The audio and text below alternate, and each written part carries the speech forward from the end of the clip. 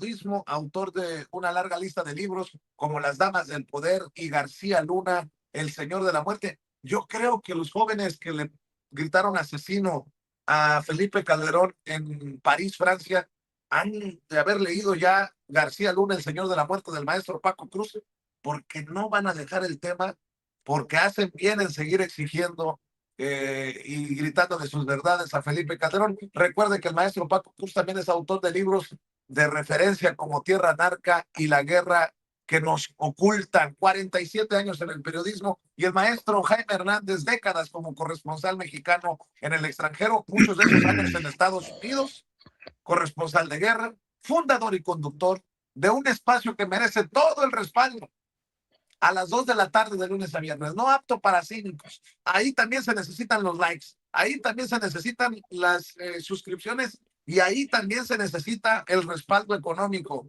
para que siga hablando como le duele a muchos que no aceptan la realidad y la verdad. Ahí está el No Apto para Cínicos a las 2 de la tarde, Jaime Hernández. Querido Paco, gracias por tu paciencia. Querido Jaime, también gracias por tu paciencia. Pero como hay tanta información que nos estamos volviendo locos de tanto que hay en el plato, mi querido Paco, agradezco que me hayas dejado poner sobre la mesa todos estos temas. ¿Cómo estás, Paco? Vicente, buenos días. Y de Jaime nada más te faltó, que es el único traductor e intérprete de un columnista que solo él puede interpretar, y que verdaderamente cuando habla, no, pero es que fíjate, Cuando Vicente, ladra, lo que te voy a decir. Cuando interpreta a Jaime Hernández, que ahora lo está cambiando, por cierto, por eso se anda revelando, lo anda cambiando por Nico. No, es que Jaime Hernández, cuando habla, en realidad lo que hace, cuando interpreta, discúlpame, lo que hace es dar un editorial completo.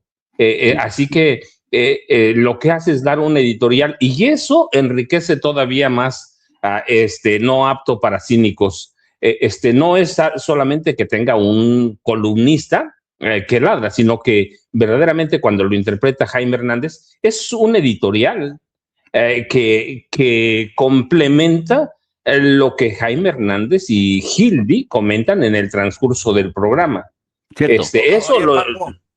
Oye, Paco, sí. pero es necesario, fíjate, esto que están haciendo de interpretar los ladridos de Batusay y de Nico, porque hay muchos que ladran en audiencias del Senado y tenemos que interpretar los pinches ladridos de los perros. Lo que dicen es cierto. Entendió el que entendió. Eso sí, pero bueno, ahora sí, Vicente, Jaime, buenos días. Después de la parranda que se pegó Jaime anteayer y que lo hizo faltar ayer, no, fíjate que hay mucha información, Vicente, todo lo que empezaste, pero después volvemos a Calderón, pero vamos a empezar con Peter Franz Schweizer, ¿sí? Que es un supremacista y es autor de este libro de El Golpe Invisible, que vincula a México a un eventual golpe de Estado a Estados Unidos. En realidad, fíjate, tendríamos que estar desternillándonos de risa, pero el tema sí es serio, ¿sí? Porque se están volviendo, fíjate lo que voy a decir de Jaime y Vicente, paranoicos, conspiranoicos, o conspiracionistas, como dicen, pero la palabra es conspiranoicos, y pendejos, verdaderamente.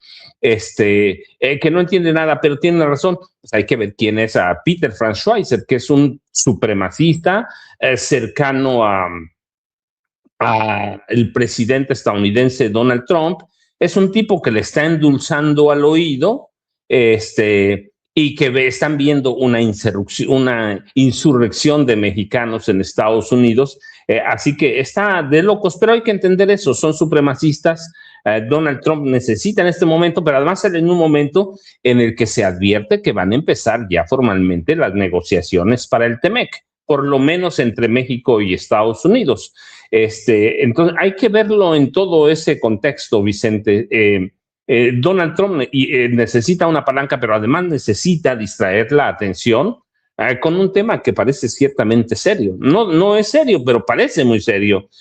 Una insurrección de mexicanos en Estados Unidos para recobrar el territorio que nos robaron, que tampoco tendría nada de malo si ellos están tratando de recuperar el petróleo de Venezuela, que no es de ellos.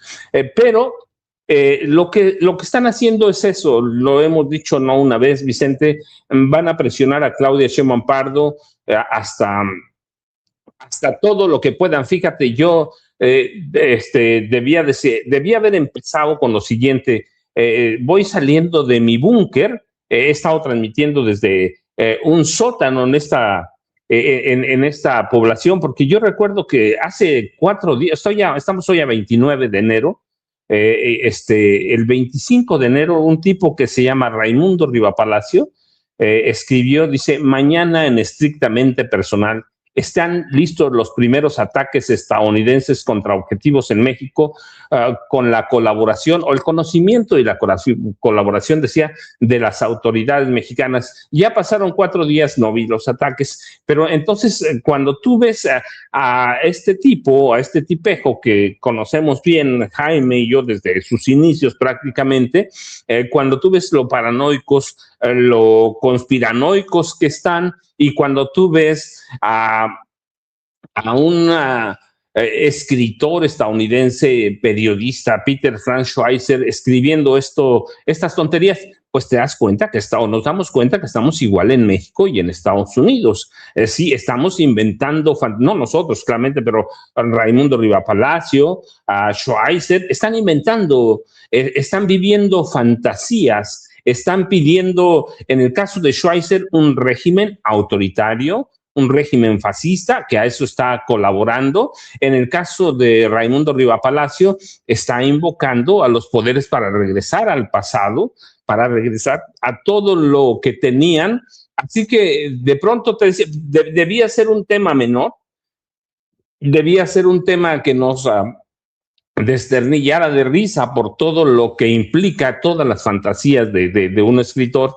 Yo alguna vez te comenté, y luego ya lo he hecho muchas veces público, incluso antes, cuando salió mi tercer libro, y de Anabel Hernández, yo te comenté que algún día cuando salieron, porque salieron al mismo tiempo, y me preguntaron, un grupo de periodistas de allá de la Ciudad de México me preguntaron qué opinaba de Los Señores del Narco de Anabel, y les dije, es un libro para chilangos pendejos, desinformados. Bueno, pues lo mismo pienso de Schweizer, ¿sí? Está escribiendo libros para gringos pendejos, para gringos analfabetas, para gringos supremacistas, para esos gringos que están confiando en la limpieza de la sangre que promueve Donald Trump y que no están viendo que en realidad es un imperio en decadencia.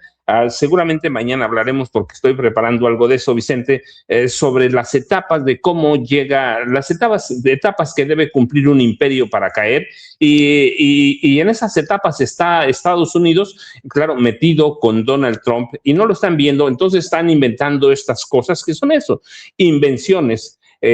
Fíjate, cuando yo era niño, seguramente tú y Jaime también, los cuentos de hadas empezaban, había una vez un país, y ahora decimos fuentes muy cercanas, fuentes conocidas, fuentes dignas de todo crédito. Entonces están inventando, Vicente, están inventando, pero hay que ver el contexto. Empiezan las renegociaciones formales del TEMEC. Donald Trump está verdaderamente, después de lo que ha pasado en Minneapolis, está en serios problemas. Los asesinatos de 2 personas, una mujer de 37 años, un enfermero muy joven también, asesinatos a mansalva de manos de agentes de la Gestapo ICE o agentes de la SS hitleriana de la patrulla fronteriza, han metido verdaderamente en problemas a Donald Trump. Lo han hecho recular. Por primera vez, sé que por lo que publican los periódicos de Estados Unidos claramente, o medios como CNN, New York Times, Washington Post, Político, que el cuarto de guerra o Situation Room ahí en la Casa Blanca ha tenido trabajo de más. Hay un caos en la Casa Blanca, y en ese caos estas informaciones ayudan a Donald Trump, Vicente, lo ayudan, y desde aquí pues claro le damos el empujoncito con personajes siniestros como Raimundo Rivapalacio. Así que hay que tomarlo todo ese en contexto, Vicente. Para mí sí hay que, el comunicado que emite la Secretaría de Relaciones Exteriores es clarísimo, la seriedad que hay que darle al tema, sobre todo con un tipo que está lunático y que es capaz de todo, pero yo no sé, de pronto yo siento que después de Venezuela todo puede pasar, Vicente, pero incluso los más torpes analistas políticos de Estados Unidos entienden que atacar a México les causaría a ellos un problema mayor, pero presionar a Claudia Sheinbaum Pardo no les preocupa porque van a hacer todo para someterla. Donald Trump disfruta verdaderamente de tener gente a su servicio. Ahí está Javier Milei, ahí está la OTAN. Yo recuerdo mucho a Jaime Hernández cuando comentó cómo prácticamente toda la OTAN, la Unión Europea, le fue a besar los pies a Donald Trump.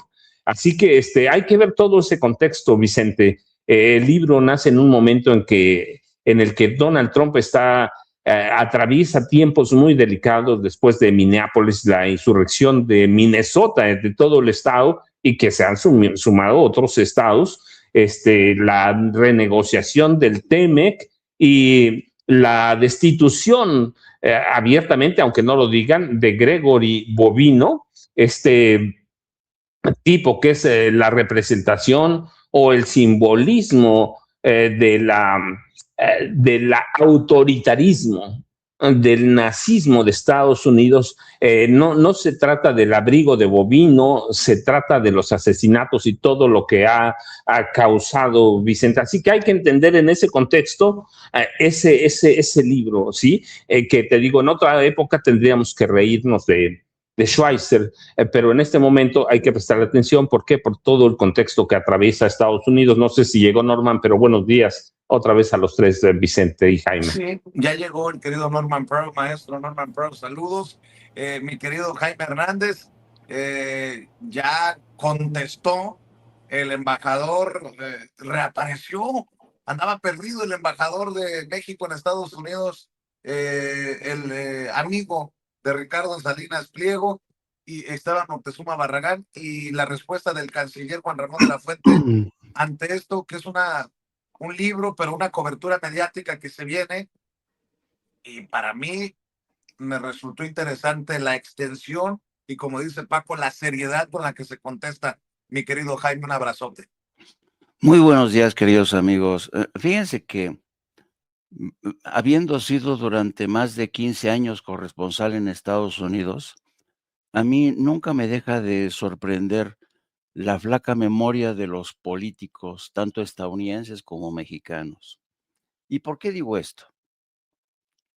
Suele ocurrir que poco antes de que arranque el ciclo electoral en Estados Unidos, surgen libros, surgen artículos en los que siempre, casi siempre, se pone en tela de juicio, se presenta como una amenaza el tema de la invasión de los hispanoparlantes, los mexicanos, los frijoleros, los morenacos, y esto es incluso recurrente. Un ejemplo que seguramente algunos de ustedes acordarán. Ustedes saben que Samuel Huntington, el famoso creador de la teoría de que la incapacidad de los mexicanos para asimilarse a la cultura estadounidense, a la cultura anglosajona, en su momento causó un debate muy intenso y digamos, fue el detonante de campañas antiinmigrantes en Estados Unidos. Huntington, quien predecía y fue uno de los teóricos de la famosa tesis del desplazamiento, que ahora siguen manejando los supremacistas blancos. Dicen que los morenos, los hispanos, los latinos han llegado para desplazarlos, ¿no? Aquí hay dos versiones, ¿no? La real es que les guste o no a los angloparlantes o a los anglosajones, todo lo que es el sur de Estados Unidos ha sido reconquistado demográficamente. Solamente hay que echarle un vistazo a las cifras de natalidad, crecimiento demográfico en ciudades como Houston, Phoenix, Los Ángeles, California, Texas, Nuevo México, Arizona, etcétera, etcétera, etcétera, ¿no? Yo me acuerdo que un día platiqué largo y tendido con un tipo que es un experto en lo que algunos les dicen futurólogos, otros les dicen expertos en tendencias políticas a futuro. Se llama Gerald Celente. Bueno, Gerald Celente me decía que la reconquista demográfica de Estados Unidos se va a producir sí o sí. De hecho, ya existe en Estados Unidos y nadie le va a poder meter reversa. Estados Unidos ya existe un proceso de latinización o mexicanización. Hay restaurantes de comida mexicana, hay gente que habla español e inglés al mismo tiempo. Los jóvenes que acuden a las universidades en muchos casos hablan hasta 2 o 3 idiomas. Y esta tendencia demográfica ha llegado para quedarse, les guste o no a los anglosajones. ¿Qué es lo que ocurre? Ocurre que siempre este tipo de libros, como el que acaba de publicar el señor Pete Schweizer, se publica precisamente en los prolegómenos de una campaña electoral. Y a mí lo que me molesta, me irrita sobremanera, es que gentes como el embajador Esteban Moctezuma sea tan pánfilo y tan ignorante de todos estos antecedentes que estoy ofreciendo. Miren, por ejemplo, creo que fue en el 2000 y algo, porque hay que tener en cuenta que Samuel Huntington, quien predijo fue uno de los teóricos de la teoría del desplazamiento, falleció en 2008. Y ninguna de sus previsiones se cumplió. Pero fíjense lo que escribía en un libro que el título fue muy provocador, que se llamaba ¿Quiénes somos? Les voy a leer solamente un par de párrafos, ¿eh? Fíjense bien. Dice, ¿quiénes somos? Los desafíos a la identidad latinoamericana, norteamericana. Y dice, está claro quiénes son los nosotros, los estadounidenses, en esencial los blancos, la mayoría dominante, que se vanagloria de su bandera y haya deleite en la herencia de los fundadores de la nación y la superioridad de la cultura blanca y protestante, ¿no? Y dice aquí, pero, en otro párrafo, lo cierto es que ya están aquí, fregando vuestros platos, cuidando de vuestros hijos y despojando a un país, otrora orgulloso y unificado, de lo que lo mantenía unido. ¿Seguirá siendo Estados Unidos un país con una lengua nacional, con una cultura angloprotestante? El desafío concreto más inmediato y más grave a la identidad nacional viene de la inmensa y continua inmigración procedente de América Latina, especialmente de México. Y los índices de fertilidad de estos inmigrantes en comparación con los nativos blancos y negros es infinitamente superior. Y dicen, los latinos son, como alguien ha dicho, hipersexuales y pronto también serán hiperpagados y pronto también serán hiperextendidos. O sea, somos hipersexuales, nos reproducimos como conejos y dentro de poco vamos a cobrar más y nos vamos a hiperextender. Desde entonces estaban estas ideas de la famosa teoría del desplazamiento que ahora se regurgita el señor Peter Schweizer en este libro, donde ofrece argumentos que no se sostienen, ¿no? Y claro, esto hay que tener en cuenta que Peter Schweizer es un especialista en la venta de libros. Escribió no hace mucho un libro con dedicatoria a Hillary Clinton que fue récord de ventas. Es un experto en atizar, en provocar y sobre todo provocar a la base blanca dominante, ¿no? Pero incluso si me apuran un poquillo más, ¿se acuerdan cuando la invasión de Estados Unidos, con que hace mención el embajador, en 1846, 47 y 48?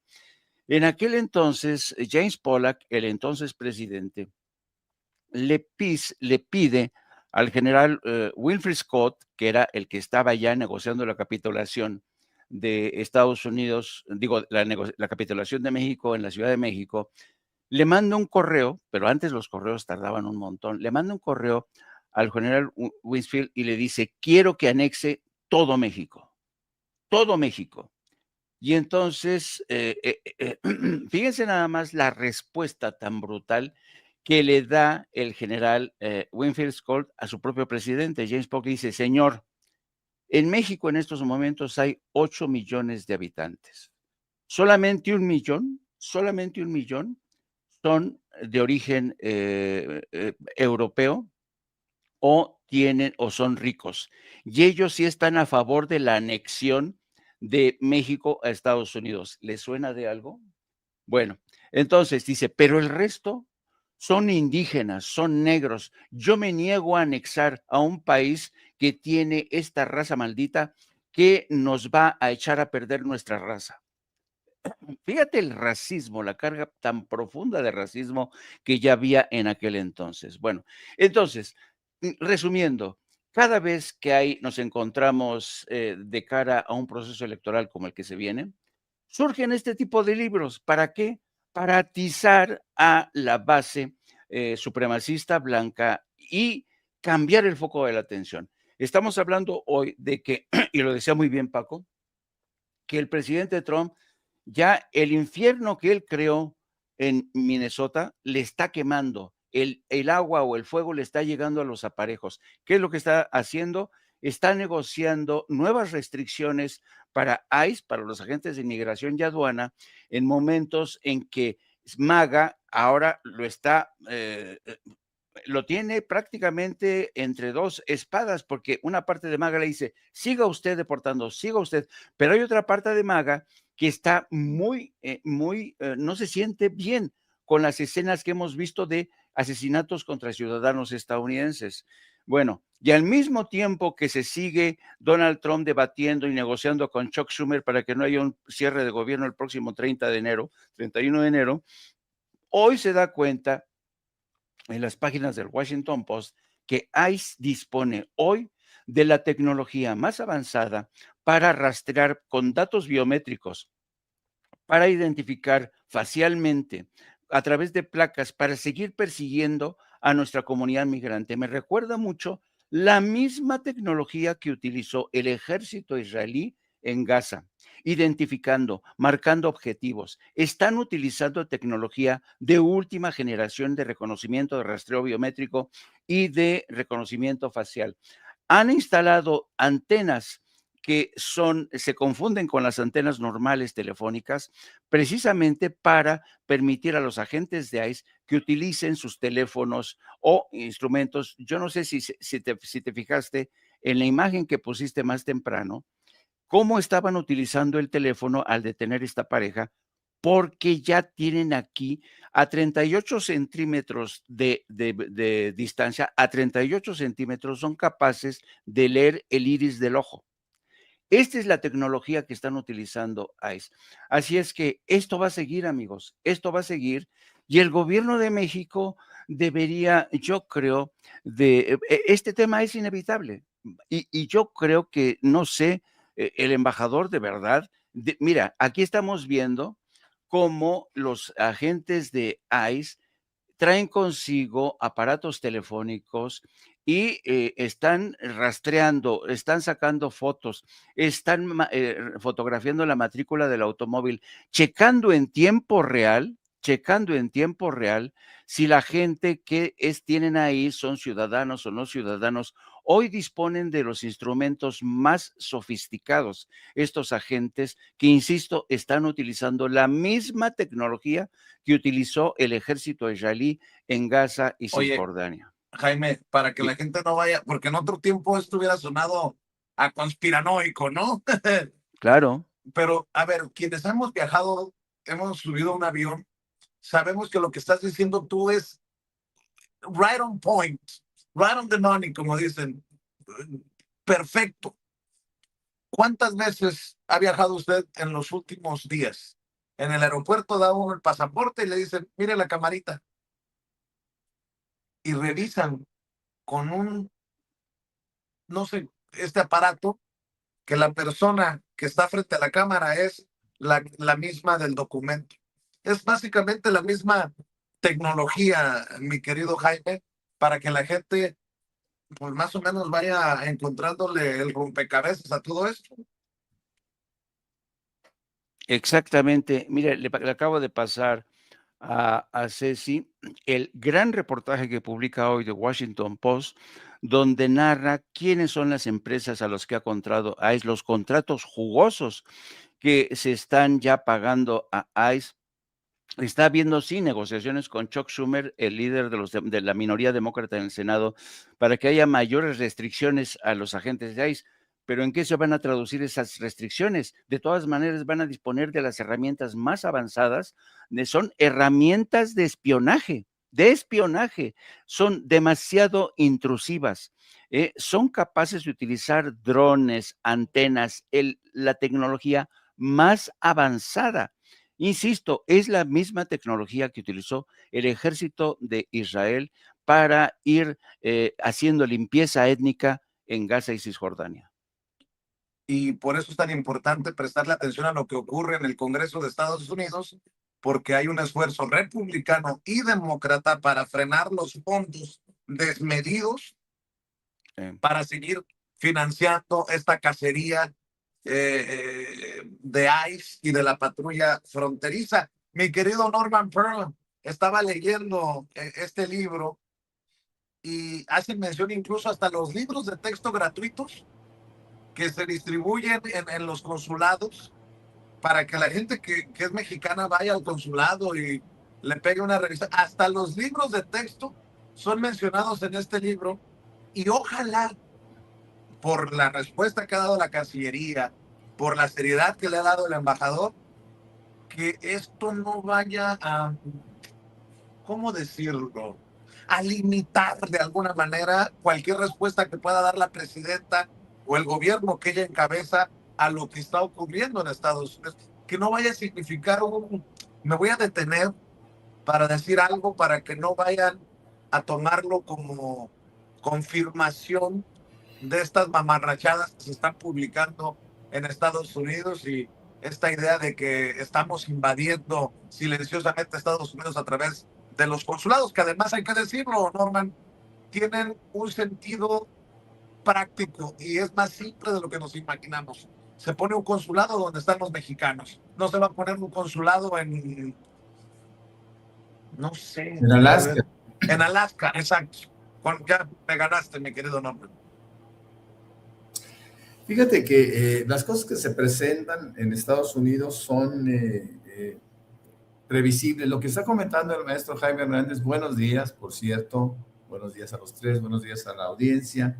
Lo que comenta el maestro Jaime Hernández, yo lo escuché hace 60 y tantos años en la voz de mi padre. Mi padre era inglés, tenía un gran concepto del mexicano. Decía que el mexicano, que había sido una fusión muy agradable, muy buena, porque el mexicano era terriblemente creativo, era muy inteligente, era intuitivo, en fin, tenía muy buen concepto y decía, me acuerdo muy bien que lo decía cuando yo era muy niño, decía, Estados Unidos va a regresar a manos de mexicanos porque los mexicanos tienen más hijos, decía desde entonces mi papá. Y sí, es cierto, bueno, ha ido creciendo la natalidad de las familias latinas, especialmente mexicanas, en Estados Unidos.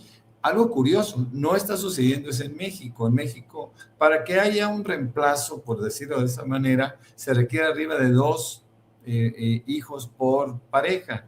Y en México tenemos 1.6, 1.7 en el país, dentro del país. Probablemente en Estados Unidos sí los mexicanos tengan más hijos y bueno, esto representa una oportunidad para recuperar aquellos territorios. Déjenme decirles que estoy, desde hace días, estoy interesado en Ileana García, que es una senadora, y ya lo comentamos ayer muy brevemente. Ileana García es senadora por el estado de Florida, es una mujer cubano-americana, y esta mujer pues realmente está siendo desconocida en términos de importancia por su propia por su propio gobierno. Dicen que cuando el perro es bravo, hasta los de casa muerde. Y bueno, pues la verdad es que el ICE la detiene, le pide que se identifique por ser simplemente por parecer latina, ¿no? Siendo ella senadora por el estado de Florida. Entonces, bueno, pues hay una persecución muy objetiva. Y fíjense lo que dice ella en un tuit. Ella es republicana. Dice, Alex Pretty era ciudadano estadounidense, un enfermero de cuidados intensivos de 37 años con un permiso para portar armas, segunda enmienda. Y luego dice, no sacó el arma, no atacó a la gente. Los agentes de ICE retiraron el arma de su funda antes de disparar. Distorsionar, politizar, calumniar, justificar lo que le pasó a Alex Pretty contradice los valores estadounidenses en los que se basó la campaña de la administración. No era ni un terrorista doméstico ni un asesino. Bueno, esto en buena medida da el traste con el discurso gubernamental de Trump, porque realmente ella sabe y se siente afectada. Y fíjense algo más que agrega, dice, yo tengo un hijo que parece hispano, entonces tengo miedo que lo vayan a detener. Y esto es una cosa muy triste, muy dramática, que en tu propio país, al cual ella nació en Estados Unidos, su hijo obviamente también. Entonces, bueno, pues esto es una cosa triste, que ni siquiera en tu país tú te encuentras a salvo de políticas migratorias tan terroríficas, ¿no? Porque además los agentes del ICE, yo creo que fueron seleccionados entre la escoria gringa, ¿no? Lo peor de lo peor. Y hay todavía un comentario que a mí me llamó la atención, que aparece en X, yo soy habitual en X, ustedes lo saben, y dice, fíjense, dice muy emocionado, me gusta ver a Netanyahu al lado de Trump, esta sí es una buena señal. Y al día siguiente, y ahora dice, amigos de Twitter, fui deportado del país del norte. Él es venezolano, por eso desaparecí. Él era un aplaudidor venezolano de Trump. ICE es una maquinaria brutal que está deportando a miles de personas, incluso a quienes estábamos legales.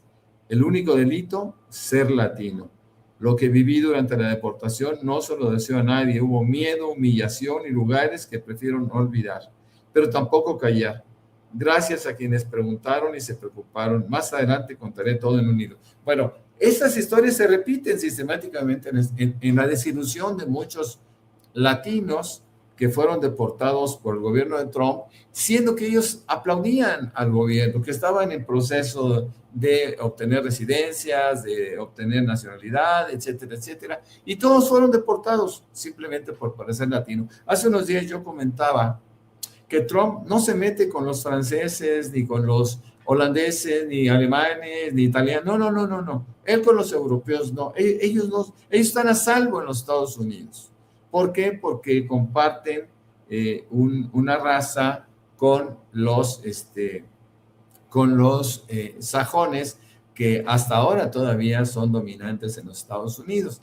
Pero como decía el maestro Jaime, como decía mi padre hace 70 años, pues realmente los mexicanos estarán a punto de reconquistar su país. Ahora, no hay que olvidar que la economía de los mexicanos en Estados Unidos representa la quinta economía del mundo. Y eso es muy importante, porque también por el dinero, por el crecimiento económico, pueden ir logrando espacios, y los han logrado, vaya que los han logrado.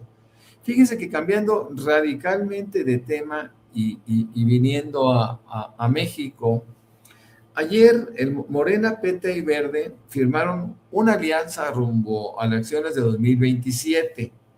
Esto es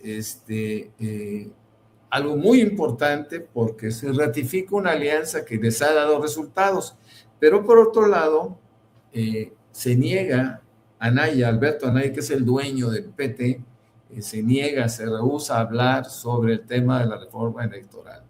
No hay que olvidar, yo lo comenté hace como 15 días, que tanto el gobierno de Calderón en 2 ocasiones sucesivas y el mismo Peña Nieto pretendieron también disminuir la cantidad de diputados plurinominales y senadores.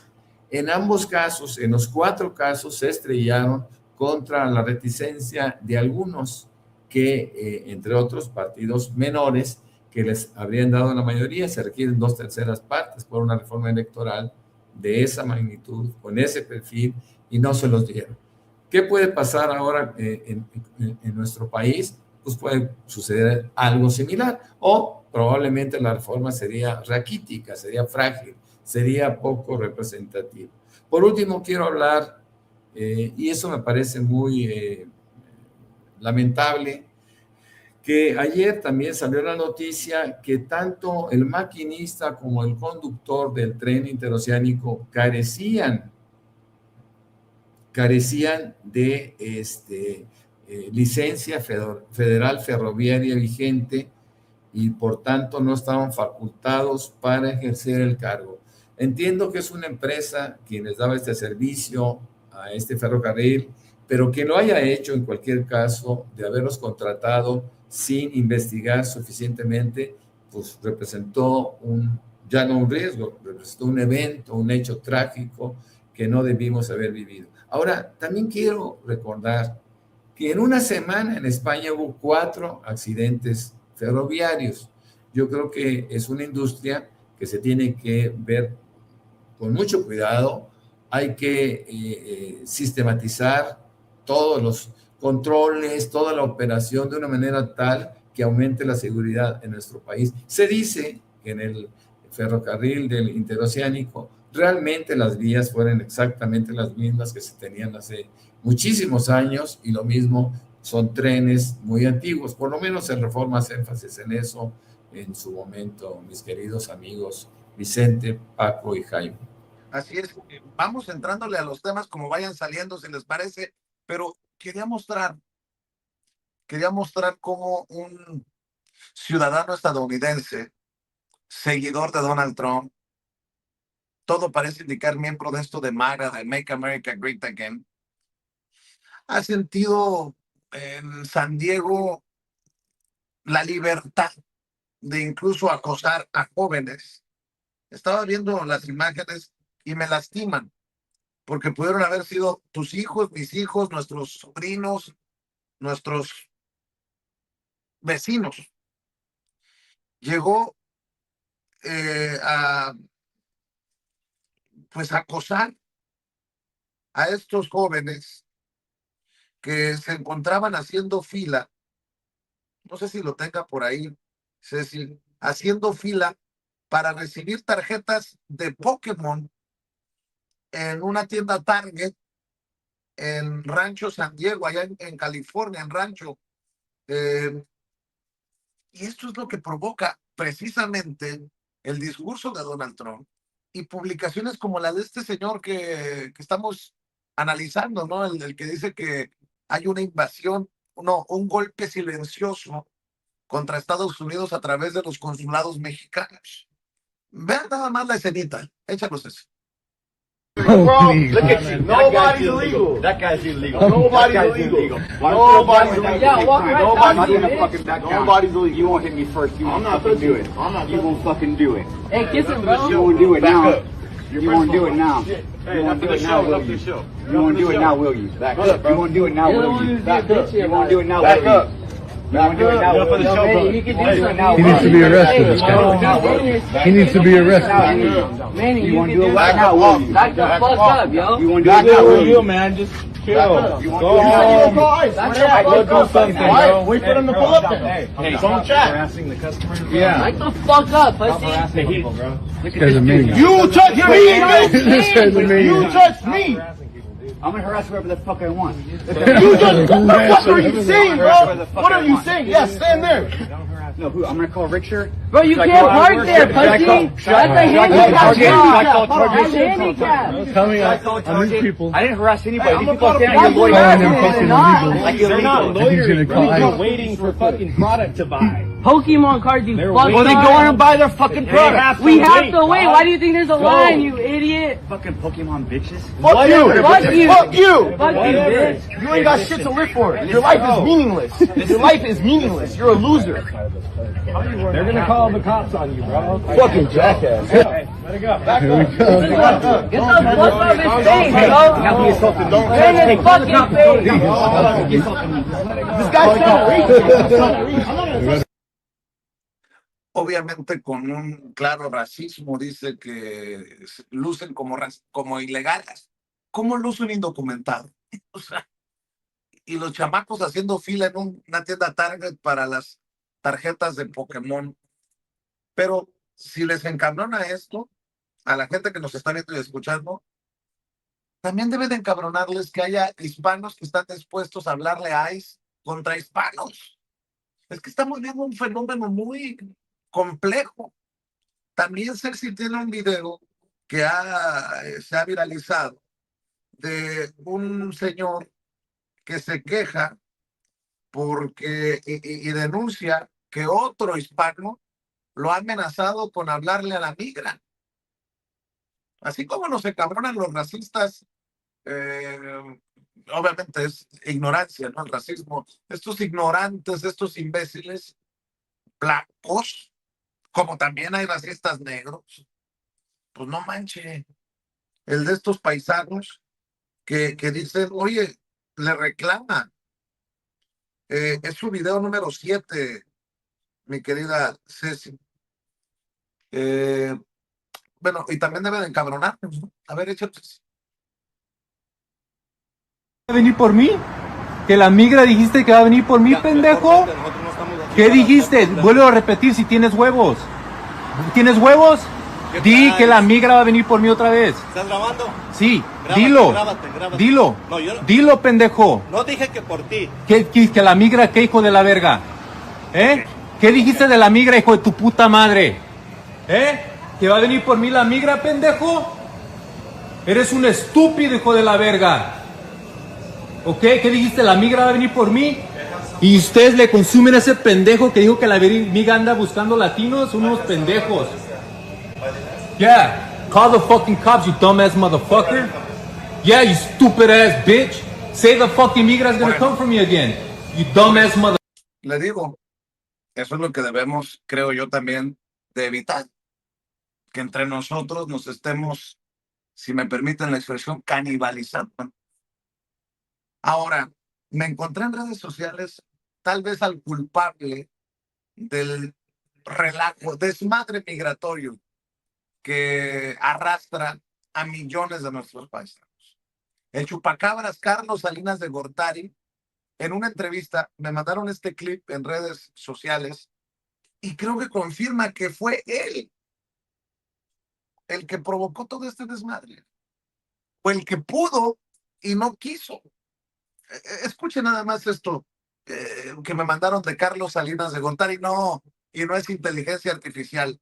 Sí, el creador el motivador del neoliberalismo y del Tratado de Libre Comercio, Carlos Salinas de Gortari, también es el culpable de que estemos en esto, que millones de nuestros paisanos no tengan papeles o que no sean reconocidos. El presidente Bush y yo tuvimos una reunión privada y ahí me hizo un planteamiento muy firme. Me dijo, nosotros queremos que todas las mercancías estén dentro de la negociación del tratado. Y yo le dije, muy bien, ¿y eso qué quiere decir? Me dijo, queremos que el petróleo esté incluido. Yo le dije, presidente, eso no es posible. Cuando inició la negociación, yo dije 4 nos. No a la negociación del petróleo, eso no iba a entrar, y me sostengo en eso. No hay manera de que pueda entrar el petróleo. Y entonces yo le dije, ¿pero por qué no hablamos de un tratado de migración? Ustedes dicen que hay libertad de movimiento de todas las mercancías, pero ¿por qué no hay un libre movimiento también de personas que son las que fabrican esas mercancías? Entonces el presidente Bush me dijo, mira, esa es una macro negociación mayúscula. Yo no puedo comprometerme a pasar 2 negociaciones mayúsculas en mi Congreso, la del libre movimiento de mercancías y la del libre movimiento de personas. La de personas tendrá que esperar. Entonces yo le dije, pues igualmente, presidente, Yo no puedo pasar en mi Congreso una propuesta de que incluya el petróleo en la libre circulación de mercancías del Tratado de Libre Comercio. Y San se acabó. Y San se acabó, fíjese.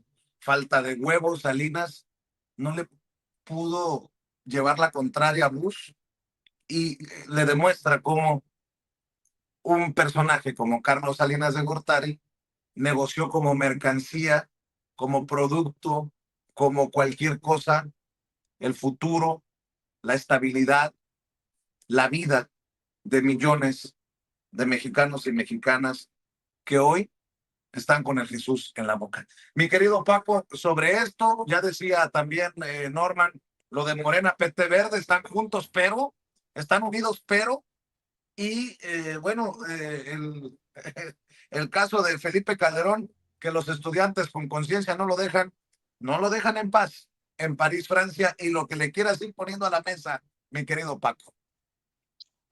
Vicente, Jaime, Norman, bueno, mira, primero, solo hay que recordarlo, es que este video último que pasa sobre la paranoia de los latinos entre los latinos, ahorita hablamos de Carlos Salinas, pero de mexicanos contra mexicanos, latinos contra latinos, yo recuerdo cuando en 1981 llegué a Chicago, primero a Houston, luego llegué a Chicago, y lo primero que me dijeron las personas con las que tuve relaciones en diciembre de 81 fue: cuidado con los mexicanos. Si hay un enemigo de un mexicano, es otro mexicano. Así que eso es histórico.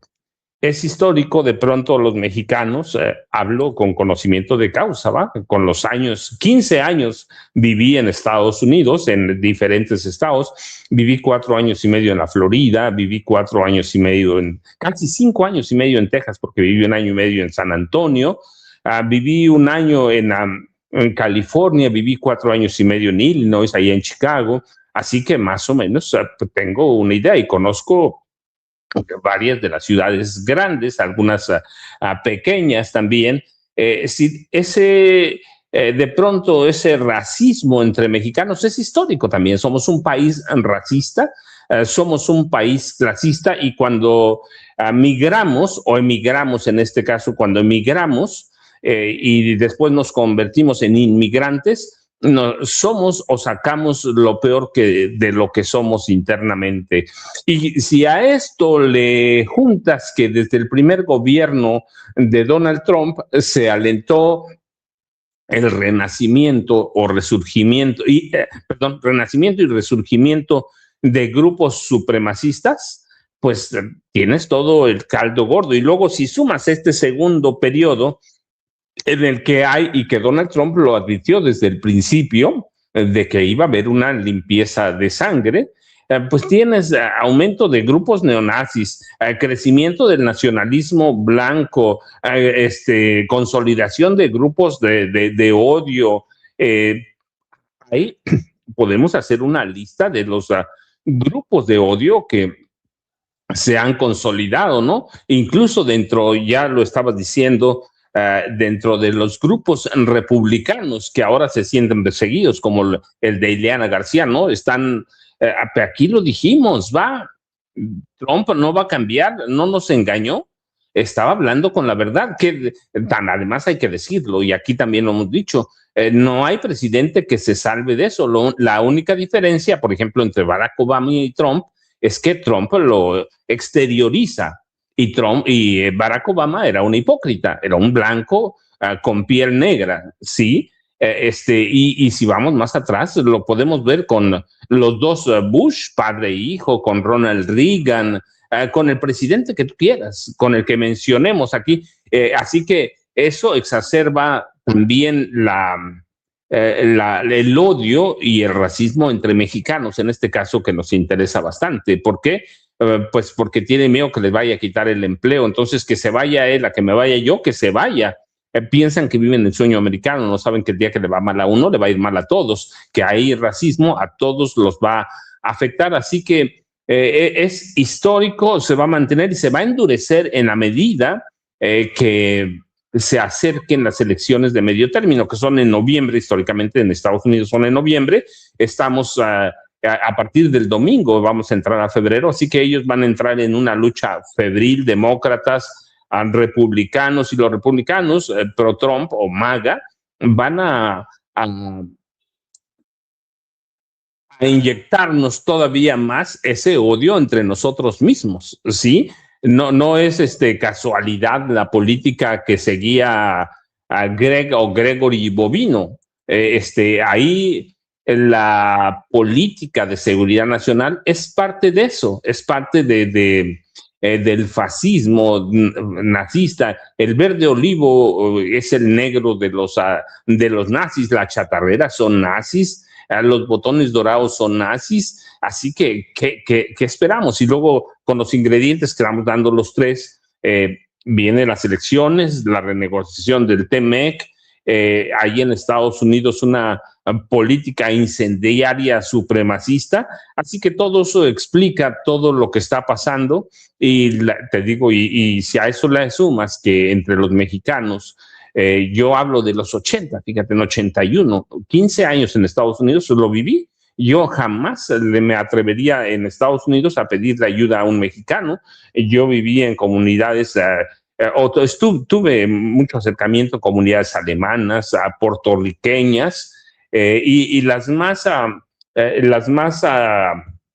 reacias eran las mexicanas. Incluso yo mismo no tenía mucha relación para allá, para la Villita, por ejemplo, en el caso de Chicago. En Miami vivía en la calle 7, a unas, no sé, vivía a 4 cuadras de la pequeña Habana. Así que hay todos los ingredientes. El video que pasaste primero de estos jóvenes que están destruyendo su trabajo porque no les pagan, verdaderamente es impactante. Sí, no les paga un patrón gringo, le retecharon la casa. Así que todo esto lo vamos a ver en los siguientes 10 meses, pero aumentado a lo máximo. Y en el caso de Salinas, bueno, pues siempre hay que decirlo, Vicente, fue a mí me impacta ese video. Están destruyendo su trabajo, porque primero no les pagan, segundo los amenazan con llamar a la migra. Eso es impactante, ¿sí? Yo recuerdo mucho, fíjate, cuando fui a la frontera entre República Dominicana y Haití, los hacendados de República Dominicana contrataban a trabajadores haitianos, los recluían en batalles o cabañas larguísimas, y en el momento que no les querían pagar, llamaban a la migra para que expulsaran a los haitianos, que a veces también los mataban. Pero eso mismo me recordó la historia de México, Estados Unidos. Eso es histórico, y hay que tener mucho cuidado nosotros de no alimentar ese discurso de odio. Pero a mí me impacta este video, que están destruyendo el trabajo que hicieron, que además se ve larguísimo ese techo, ¿no? Lo están destruyendo porque no los van a pagar, y en el peor de los casos los amenazan con llamar a la migra. Así que vemos una explosión de odio que se va a prolongar de aquí a las elecciones intermedias. Si pierde Trump, va a cambiar la situación, pero restaurar la confianza va a tardar décadas. No es tan fácil que restaurar todo lo que se está destruyendo. Si gana Trump, va a ser todavía peor. Este libro, El golpe invisible, otros libros, Vecinos distantes, yo me acuerdo de Alan Ryding en los 80, justamente el gobierno entre Carlos Salinas de Gortari y Miguel de la Madrid Hurtado. Así que ese odio lo vamos a vivir. Y luego Carlos Salinas de Gortari, ¿sí? Pues siempre fue un ilusionista de las tinieblas.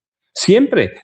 ¿Cuál era el problema con México en esa época? Que nadie publicaba nada, que todos los periodistas estaban vendidos o comprados por el gobierno. Y hablo literalmente del de 95 a 9%,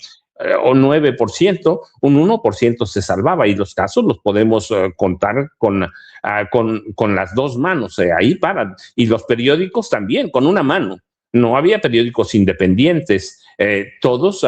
Yo recuerdo mucho, a mí me tocó cubrir parte de la campaña de Carlos Salinas y recuerdo cuánto le daban a los reporteros.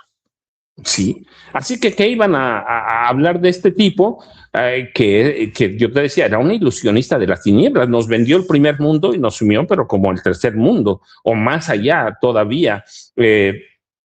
Así que ahí tienes ese ingrediente.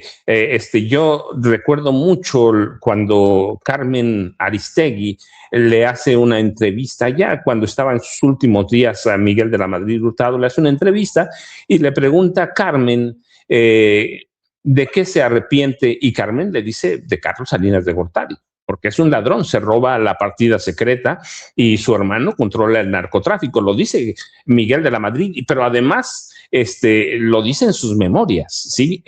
Y cuando después de la entrevista, Miguel de la Madrid tiene una reunión con los hijos, discúlpame, Carlos Salinas de Gortari tiene una reunión con los hijos de Miguel de la Madrid, y al otro día los hijos de Miguel de la Madrid publican una carta en la que prácticamente dan como un demente senil a su padre, y Carlos y Miguel de la Madrid pasa la historia como que con toda la ignominia que le carga.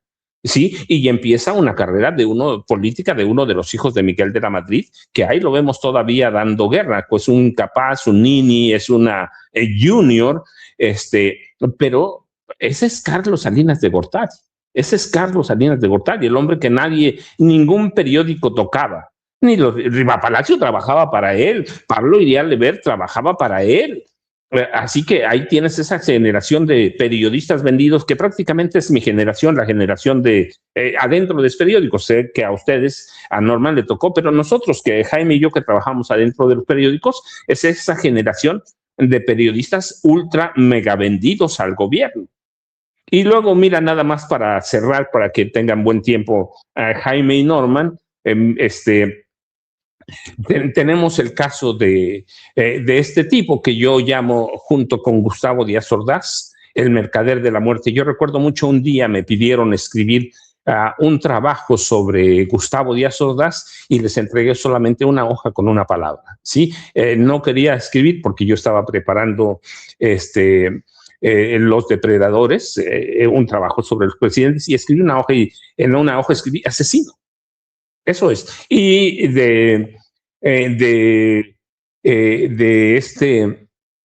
Felipe Calderón Hinojosa, yo lo he descrito siempre en mis libros como el mercader de la muerte. Son dos no quiere decir que los otros presidentes de Peña para atrás no eran asesinos. De Peña, dije, mató a su esposa y es un narcotraficante. Lo dije en 2008-2009, todos han sido asesinos, pero en el caso especial de Felipe Calderón, tú lo dices bien, está cosechando lo que sembró, pero en 2010 dije que era un mercader de la muerte, que adentro de Los Pinos había una organización del crimen organizado, así que se lo merece, porque esa es la herencia de Felipe Calderón Hinojosa, un asesino que hundió a este país en una ola de violencia institucional. Había en Felipe Calderón Hinojosa, claro, cuando hace mancuerna, además con otro asesino, Genaro García Luna, había una sed de usar la violencia institucional en forma indiscriminada para matar. Calderón, yo lo dije en su momento, Genaro García Luna, son dos tipos psicópatas y sociópatas. Uno compra las armas, Felipe Calderón Hinojosa, y el otro asesina.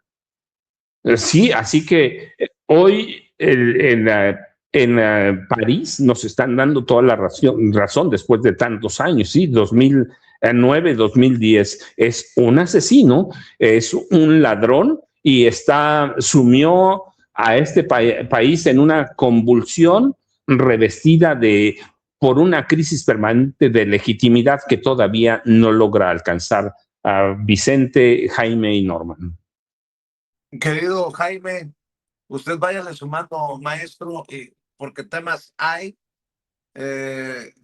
Y bueno, creo que a ambos lados de la fruta. Por cierto, nada más como editorial, yo reniego y me rehúso a aceptar, lo he dicho, incluso antes de estar en los medios de comunicación, esto de que el peor enemigo de un mexicano es otro mexicano. No, señores, este es el momento de la unidad. Si no nos apoyamos entre todos, ¿quién chingados nos va a apoyar? Por eso mi reconocimiento a la gente que ha hecho redes de apoyo para llevarle el mandadito a la gente que tiene miedo a salir de su casa, a la gente que está haciendo una labor comunitaria. Yo reniego, no acepto, nunca lo voy a aceptar que el peor enemigo de un mexicano es otro mexicano. Aunque me den ejemplos, aunque me den detalles de historias, no lo acepto. No lo acepto. Mi querido Jaime, ahora sí, voy con tus comentarios. Hay, te digo, muchos temas a ambos lados de la frontera, incluso la llamada de hoy entre el presidente Donald Trump y la presidenta Claudia Sheinbaum Pardo. Seguramente de esto nos informará a las 9 de la mañana. Para la gente que nos está preguntando, es hoy a las 9 de la mañana, la mañanera del pueblo, y estamos en medio ya de la revisión del tratado comercial entre México, Estados Unidos y Canadá. De hecho, ayer desde Washington, el secretario de Economía, Marcelo Ebrard, enviaba sus videos diciendo, pintándonos un panorama positivo. Así se arranca con esta revisión del tratado que no le gusta a Donald Trump, mi querido Jaime. Perdón. No, ahí está. Déjame por dónde agarro al toro. Déjame empezar por el lado, para darle continuidad a lo que acabas de decir sobre el tema de la unidad necesaria entre los mexicanos. Creo que para la gente que nos escucha y que son adultos y que viven en Estados Unidos, yo creo que no podemos andarnos con ambajes, ¿no? Sabemos que está en la naturaleza del mexicano. Somos como estos cangrejos que cuando luchan por salir de la cubeta, uno le jala la pata. Así somos los mexicanos. Y no solamente los mexicanos, ¿no? Yo he escuchado esta historia de chilenos, de salvadoreños, de hondureños. Es decir, que los latinos tenemos esta tendencia a hacernos la puñeta entre nosotros mismos, y esa es una realidad, nos guste o no, forma parte de nuestra cultura. Ahora bien, solamente yo haría la siguiente reflexión. Uno de los éxitos, entre comillas, que tuvo Israel a lo largo del último siglo fue precisamente aprovechar las divisiones que tenían y que sabía que existían en el mundo musulmán, en el mundo árabe. E Israel explotó estas divisiones de una forma, hay que reconocerlo, magistral. Entendió que, por ejemplo, entre los libaneses había divisiones entre cristianos, maronitas, musulmanes, cristianos, ortodoxos, y entendió que estas divisiones confesionales eran el cóctel perfecto para provocar la división y dividir a sus enemigos. Y eso pasó en Egipto, con el caso de Egipto, eso pasó con el caso del Líbano, eso pasó en el seno de la propia comunidad palestina. No hay que olvidar cómo consiguió enfrentar a Yasser Arafat, el viejo líder de la OLP, con Hamás. Hamás fue creación del Estado de Israel. Fue Israel quien financió a Hamás, que después dijo que era una organización terrorista. A donde voy es que Estados Unidos siempre va a aprovechar la legendaria capacidad de los latinos y los mexicanos de dividirnos, de traicionarnos a nosotros mismos. Por ejemplo, ¿qué es lo que está haciendo ahora mismo Estados Unidos en el hemisferio occidental? Está apostando por los argentinos, está apostando por los peruanos, está apostando por los ecuatorianos, por los salvadoreños, para marginar o dividir a la comunidad latinoamericana de países como México, Colombia, Brasil, etcétera. La división es el principal ingrediente que tiene Estados Unidos para dividir Latinoamérica y conquistarla. Y es lo mismo que los israelíes hicieron con el pueblo palestino. Bueno, eso es lo que va a hacer Estados Unidos con la comunidad latina en Estados Unidos.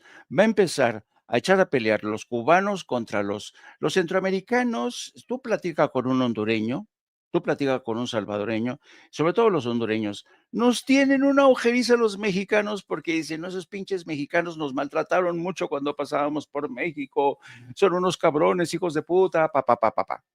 Y al final consigue Estados Unidos dividir a la comunidad latina, ¿no? Claro, mi esperanza es que en un estado de emergencia como el que se está viviendo en estos momentos la comunidad latina en Estados Unidos, hagamos un cierre de filas.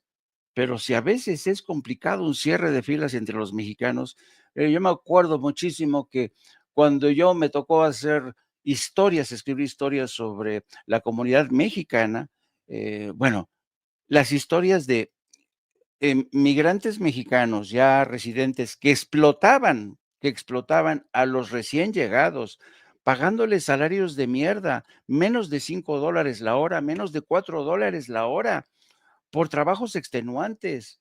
Y fenómenos como este tipo que ponía el techo, igual, mexicanos se las hacían.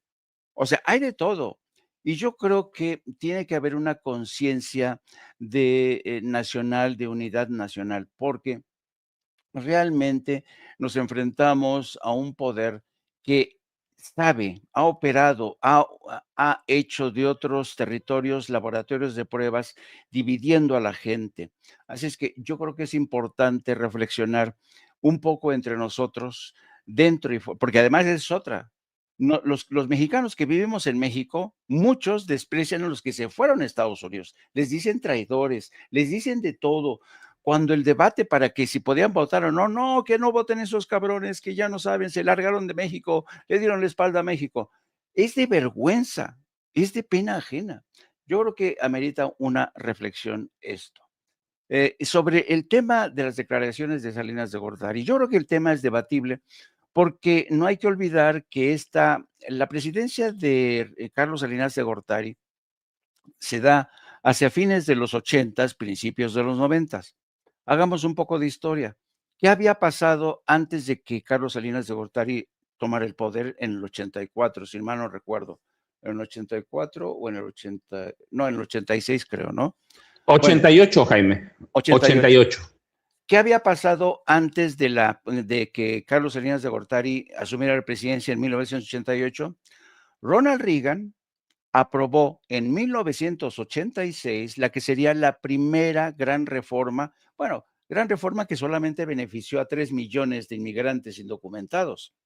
Pero me acuerdo mucho del texto del discurso de Ronald Reagan diciendo, reconociendo, porque él era gobernador de California, había sido gobernador de California, reconocía que la mano de obra mexicana había sido fundamental para el desarrollo y el crecimiento de Estados Unidos y entendió que la inmigración ilegal a la larga iba a traer serios problemas.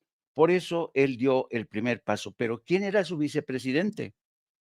Su vicepresidente era George Bush.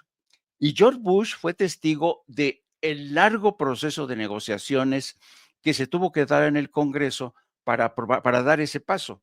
Fue complicado, llevaron, yo creo que desde el 81 hasta que se aprobó la reforma de Ronald Reagan para legalizar 3 millones, pasó un tiempo considerable. Ahora bien, que era el momento preciso para darle un segundo empujón a una reforma migratoria, ese era el momento.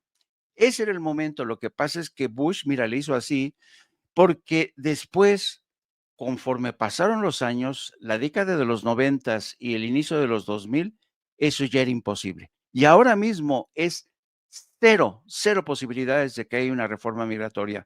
Pudo haber sido aprobada durante los años de Carlos Salinas de Gortari. Lo que pasa es que yo sospecho que Carlos Salinas de Gortari era un presidente que practicaba la sumisión ante George Bush, y si hubiera estado mejor informado Carlos Salinas de Gortari, lo hubiera presionado un poquito más, le hubiera dicho, oiga, su propio presidente Ronald Reagan acaba de aprobar hace 2 años una reforma migratoria, ¿por qué no dar un segundo paso?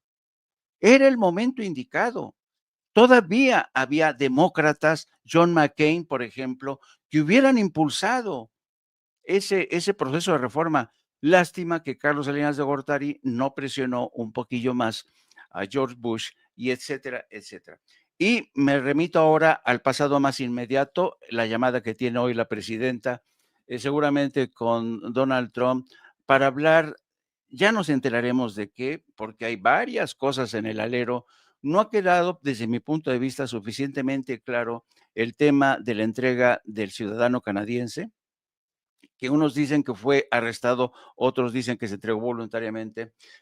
No ha quedado suficientemente claro si acaso Trump está apoyando este libro que atiza a la base supremacista y que la pone en contra de la comunidad hispana. Y también no está claro si acaso Estados Unidos está dispuesto a negociar con México desde una posición de honestidad y equidad. ¿Y por qué lo digo? Fíjense ustedes lo que consigna hoy el Financial Times. Le voy a pedir a Ceci que ponga, mira, los funcionarios de la administración Trump se han reunido a lo largo de este año con un grupo separatista que impulsa la independencia de la provincia Alberta de Canadá. Son de extrema derecha y han tenido reuniones con la administración Trump para ver, porque los separatistas de Alberta, que tienen grandes cantidades de petróleo, quieren independizarse. Y entonces imagínate, ahora mismo que Canadá, el primer ministro Mark Carney le ha dicho, se las ha cantado claras a Donald Trump dice, sí, pues ahora voy a financiar un movimiento separatista, una operación encubierta para financiar. Le han pedido $500 millones los separatistas a la administración Trump para impulsar la independencia de Canadá. Y esto me remite a la vieja frase del señor Henry Kissinger cuando decía, ser enemigo de Estados Unidos es peligroso, pero ser amigo de Estados Unidos puede resultar fatal.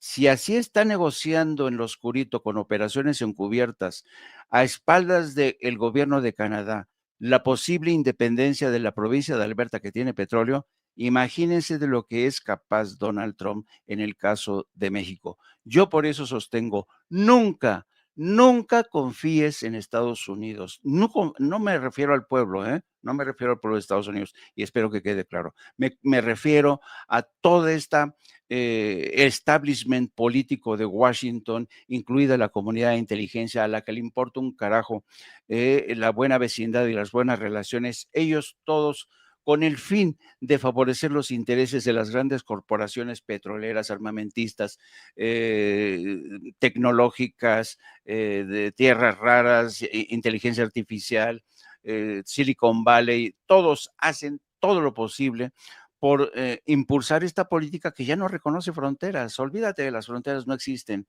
como hicieron en el caso de Venezuela. Así es que hay que estar muy pendiente de esta llamada telefónica. Vamos a ver qué es lo que nos cuenta la presidenta, que ayer se mostró bastante renuente a hablar de este encuentro que tuvo con personal diplomático en Palacio Nacional. Confirmó que efectivamente había recibido personal diplomático, no dijo de qué país, pero era evidente que se trataba, creo yo, de Estados Unidos. Así es que lo dejo aquí para que siga mi querido amigo Norman Pearl. Claro que sí, les pido que nos ayuden con los likes a la gente que va llegando antes de escuchar al maestro Norman Pearl. Ayúdenme con los likes. Todos somos sin censura, ¿no? Bueno, pues hablando de unidad, hablando de apoyarnos, apóyennos con los likes. Dele clic al dedito hacia arriba, suscríbase. Si le quitaron la suscripción, vuélvase a suscribir y active la campanita para que no nos esconda YouTube. Ustedes de manera orgánica nos pueden apoyar. Gracias a quienes envían el chayotito del pueblo a través de nuestra tarjeta en el Banco Banorte. Gracias por su respaldo económico. Gracias por confiar en un espacio libre como el viento, como lo es Sin Censura. Gracias por los superchats y gracias a todos. Los leo. José Ramírez dice, excelente análisis, maestros Norman, Paco, Jaime. Se les extraña en la noche. ¡Ánimo! Dice Pilar Ojeda Rodríguez, aquí se informa con la verdad. Lo malo es cuando dan este espacio para que la oposición se manifieste y defiendan su ideología como si fuera poco el 90% de los espacios de la comunicación.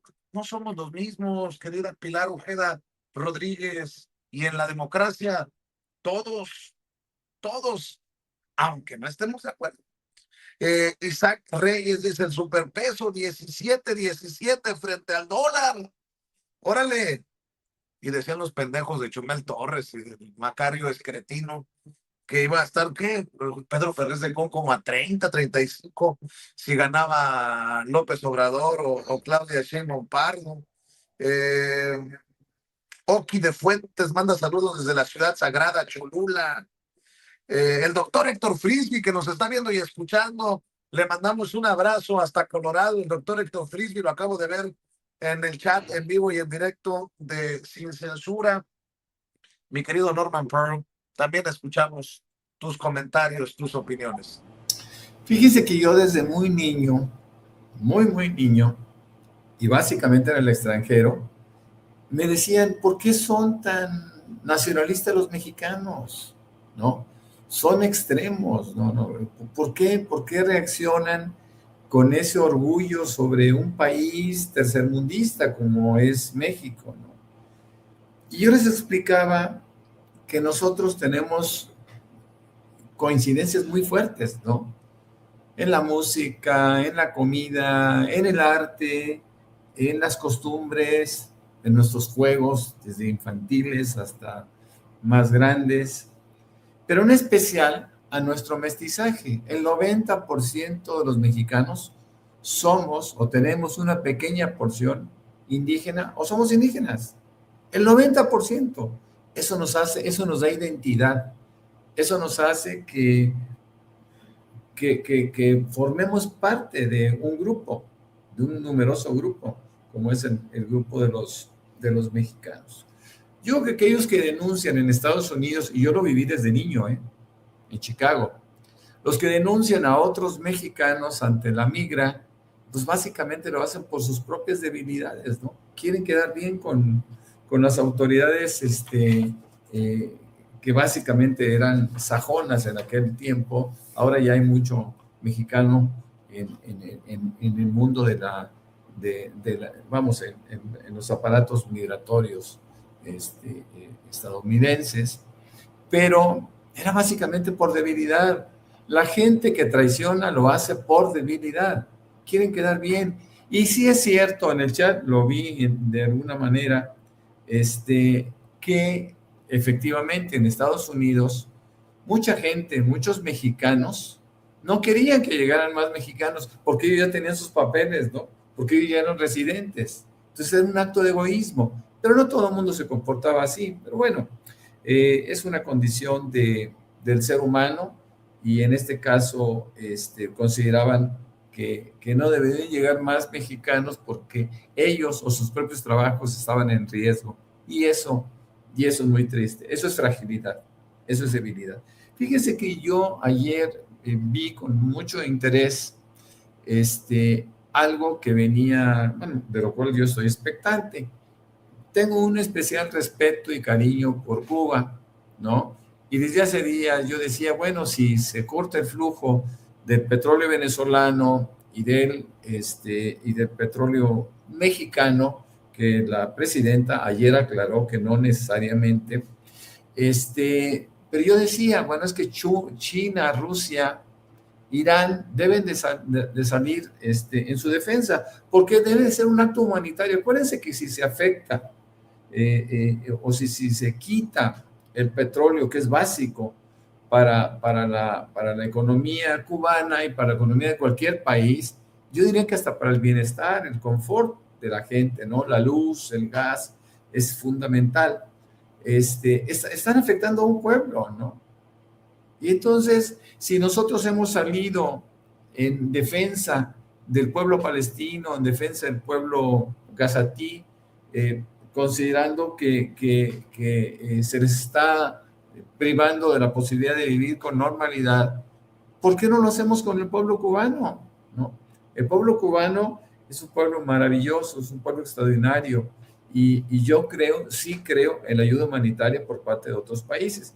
Y en este momento, bueno, ayer leía que China está desafiando a los Estados Unidos por las sanciones a Cuba y pide que se quiten, que se levanten esas sanciones y que ellos lo van a apoyar económicamente y, claro, políticamente a través de la ONU, donde hay que reconocer que hay derechos de veto, pero China también lo tiene. Entonces vamos a ver qué pasa con esta incursión política de China, que lo hace poco, pero lo está haciendo en defensa del pueblo cubano. Eso a mí me llamó la atención y sería maravilloso que levantaran las sanciones, ¿no? Para que veamos hasta dónde puede llegar un pueblo con las características del pueblo cubano, porque hay muchas personas, eso es un debate que mucha gente hace y dice, bueno, ¿qué pasaría si Cuba no tuviera sanciones económicas? ¿Qué pasaría con ese pueblo? Es un pueblo culto, es un pueblo inteligente, es un pueblo creativo, que quizá lo ha sido básicamente motivado u obligado por sus circunstancias, pero ¿qué pasaría si no hubiera sanciones económicas? Veríamos a un pueblo muy, muy interesante, y yo creo que China eventualmente les puede dar la oportunidad de que cambien las cosas en la isla, ¿no? A pesar del asedio, a pesar del golpeteo, a pesar de la furia y el odio y sus rencores por nacionalizaciones antiguas de los 60s, por parte de los Estados Unidos. Me parece que merece mucho más el pueblo cubano, a quien yo aprecio y admiro muchísimo. Es también mi sentimiento, suscribo lo que acaba de decir Norman. Mi querido Norman, ¿por qué no cerramos esta oportunidad rumbo a la mañanera del pueblo con tus redes sociales, mi querido Norman? En este jueves, por cierto, recordando, ¿cuándo se termina la semana? Mañana, ¿no? Tiene hasta mañana Ricardo Salinas Pliego para decirnos cómo van a pagar. ¿Cómo van a pagar? Palabras de la presidenta, ¿no? Que esta semana se definían. Bueno, mañana es viernes. Ay, Diosito. Mi querido Norman Pearl, tus redes sociales, maestro. Claro que sí, con mucho gusto. Y claro que es para mí un placer estar aquí con ustedes y con toda la audiencia. Pues me encuentran en X, antes Twitter, como Norman F. Pearl, y también con el mismo nombre me encuentran en dos cuentas que tengo en Facebook, en donde, insisto, podemos tener alguna interlocución. A veces hay discusiones, a veces hay pleitos, como ayer con un tipo que trabaja para imagen y que se precia de ser el padre superior de no sé qué tantas cosas, ¿no? Pero bueno, para eso son las redes sociales. No te andes peleando con Avispón Zigzag, por favor, Norman Pearl. Bueno, mi querido Norman ya lo encuentra en redes sociales. Mi querido Jaime se va a preparar ya, después del coyotito que seguramente se va a echar al rato, para las 2 de la tarde. 2 de la tarde. Así son los viejitos, Vicente, tienen que ir. Así son los viejitos, se va a echar su siestecita porque no aguanta Jaime Hernández. Afortunadamente para él tiene a Yago Batusay y a Nico. Y a Hildy, claramente, no, eso es otra cosa. No, tengo que seguir escribiendo mis chocoaventuras. Tengo que seguir escribiendo mis chocoaventuras. Y no, pero los veo a las 14 horas con mi querida compañera de vida, la periodista Lourdes Salas, mejor conocida como Hilda por todos ustedes. Mi querido ideólogo de cabecera, Yago Batusay, que anda medio rejego últimamente, que cada vez que le pregunto de Trump... Pues si no le quieres dar croquetas, cabrón, pues dale una croqueta de perdida. No, pero es que ya, mira, cuando le pregunto qué opine sobre Trump, dice que no quiere yo opinar sobre Trump. Lo bueno es que pues, ya vi el vaticinio del doctor Frisby, que diciendo que Trump no nos llega a mayo. Yo no sé qué informes tan ultra secretos dispondrá el doctor Frisby, pero dice que Trump no llega a mayo. Así es que bueno, según lo que dice el doctor Frisby, pues debemos preocuparnos. Fíjate, nada más queda febrero, marzo, abril, mayo, 4 meses. Nos deshacemos de él, según el doctor Frisby. Los espero a las 14 horas ahí en No Apto para Cínicos. Un abrazo a los 3, queridos amigos, los quiero. los extraño mucho. Hasta luego, queridos amigos. Porque quieres, papá, porque quieres, ya saben, los likes, las suscripciones y el apoyo económico para que siga en esta labor también desde su trinchera el maestro Jaime Hernández, de lunes a viernes a las 2 de la tarde, tiempo de la Ciudad de México. Y el maestro Paco Cruz, ya sabe, uno de los más taquilleros, más vendedores de los autores. Ahí está, Las Damas del Poder todavía en los estantes, y García Luna, El Señor de la Muerte, preparando su libro para este 2026. Y bueno, pues compártenos tus redes sociales, maestro Paco. Vicente, solo antes de irme, yo tengo una pregunta para los tres y voy a complementar lo que dijo Jaime del doctor Frisby, pero no con el doctor Frisby. Claramente, el día 25 a las 8 de la noche, Raimundo Riva Palacio dijo que están listos ya los ataques estadounidenses contra objetivos en México con el conocimiento y la colaboración. Quiero pensar, él dice, de las autoridades mexicanas, quiero pensar que con el apoyo de Claudio Sheinbaum Pardo. La cuestión es, ¿me debo ir a refugiar nuevamente a mi búnker o trabajo como si nada? Ya yo sabes, Vicente, @ Paco Cruz Jiménez en X, antes Twitter, Francisco Cruz Jiménez en Facebook, y nos vemos temprano. Jaime extraña a las maltratadas, Vicente. Le hace bien que lo maltrate. Oye, me dicen mis fuentes que de eso están hablando precisamente la doctora Claudia Sheinbaum y Donald Trump hoy, del reporte de Raimundo Riva Palacio. Dicen que Donald Trump se asustó. ¿De dónde sacó esa información confidencial? Muchas gracias, maestros. Cuídense. El maestro Gracias, Paco Cruz, el maestro Jaime Hernández y el maestro Norman Pearl. Gracias a todos los que nos están mandando mensajes. Gracias a las más de 15,000 personas, pero extrañamente los likes no se reflejan en esta transmisión. Ya voy a ir con el doctor Víctor Aramburu Cano, que me va a dar mucho gusto saludarlo en unos minutos. Solamente le pido a usted que nos apoye. Si todos somos sin censura, pues todos a darle like, todos a suscribirse y todos a activar la campanita. En momentos en que mis compañeros, algunos compañeros, inflan sus números con mucha lana, nosotros le apostamos por lo orgánico. Por eso necesito de todos ustedes. Gracias, Julia Cole. Gracias, Miriam Martínez. Luz Barrera Cabrera, saludos. Mari Briceño, Lola Centeno, Oscar García, Juan López. Gracias a Mos Carlos. Gracias a Rosalía NZ.